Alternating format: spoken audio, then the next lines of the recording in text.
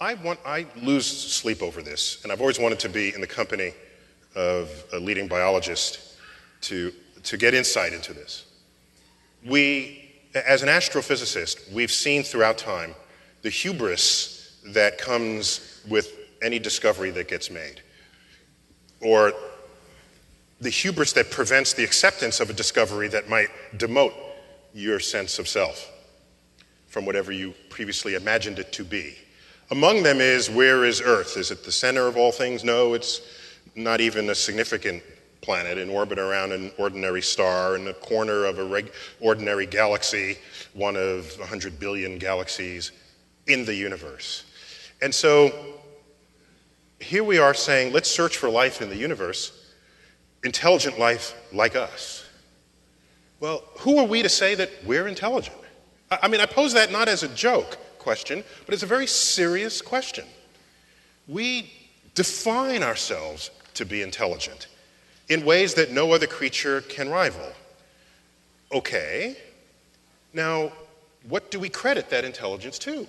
So you look at the genome, and let's take the chimp. I guess that's a really close relative of ours. And we have, what is it, high 90s% identical, indistinguishable DNA. And the chimp does not build the Hubble telescope, and the chimp does not compose symphonies. So we must then declare that everything we say about us that is intelligent is found in that 1.5% difference in DNA. Is that a fair statement to make? Okay. Let me invert that question. If the genetic difference between humans and chimps is that small, maybe the difference in our intelligence is also that small. Yeah. Maybe the difference between stacking boxes and reaching a banana, putting up an umbrella when it rains, whatever are these rudimentary things a chimp does that the primatologists roll them forward and boast about, which of course our toddlers can do, maybe the difference between that and the Hubble telescope is as small as that difference in DNA. Because I pose the question, suppose there was another life form on Earth or elsewhere, that in that same sort of vector, that 1.5% difference we are to chimps, suppose they were 1.5% different from us. They would then roll the smartest of us in front of their humatologists and say, there's Hawking, oh, this one is slightly smarter than the rest of them because he can do astrophysics calculations in his head. Like little Timmy over here. Yeah. So I wonder if we're just blithering idiots in the presence of even a trivially smarter species than us. So therefore, who are we to even assert that, number one, we are intelligent and we're looking for others at least as intelligent as us out there to talk to? By the way, is there any other species on Earth that we can talk to? Can we have a conversation with a chimp? That has nearly identical DNA, and I don't think we can actually say, hey, what movie do you want to see tonight? But you don't have that conversation with a chimp. Yet somehow we want to believe that an alien on another planet that's not even based on DNA, and even if it is, it's not nothing like us, that we could communicate with it. Yeah. I'm screaming at you, I'm sorry. Well, I mean, so there. Well, I'm all for, yeah, I'm all Are we for, as stupid as I'm saying? I'm all for deflating hubris. But, I mean, it's also true, of course, that our brains are anatomically very, very much bigger than chimps. And so that also must be contained in some sense in that tiny little percentage of DNA. I think the way to look at the DNA problem is to say that the sort of DNA that has been sequenced and the sort of thing on which we base that calculation of the 98% is, if you look at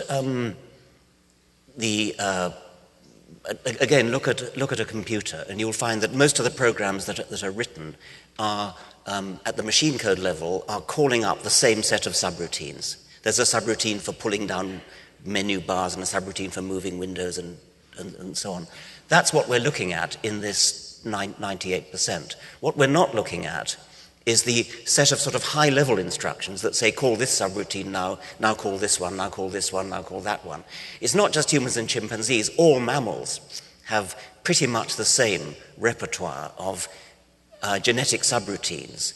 And it's the difference between a man and a mouse is, like the difference between a man and a chimpanzee, is the order in which they're called, the sequence in which they're called during embryology, which causes the really quite substantial anatomical differences between a human and a mouse, and the quite big differences in brain size. If we assume we're not some measure of things, then, as I said earlier, that tells me that the day might come where we could go in, understand which sequences are called in what way, and invent whole new sequences never before dreamt of by biology. Yep, absolutely. Empowering us in ways never before known. Very, known. very difficult. It's much more difficult than it sounds, but still, it's in principle possible.